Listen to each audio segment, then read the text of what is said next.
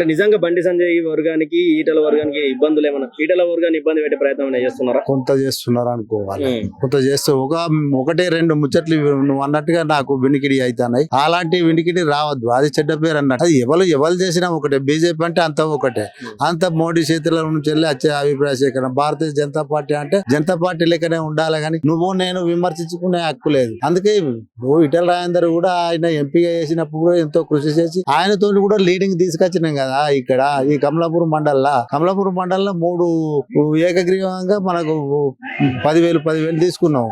ఇక్కడ తీసుకున్న వ్యక్తులు వేరే ఇంకో కాడ తీసుకోలేకపోయారు. అందరూ కలిసి మా దగ్గర చూద్దా మా విజయం లోపల బండి సంజయ్ కూడా ఒక మంచి మనిషి అన్న గుర్తింపు ఉన్నది కాబట్టి మేము అంతా కష్టపడి అంత చేసినాం.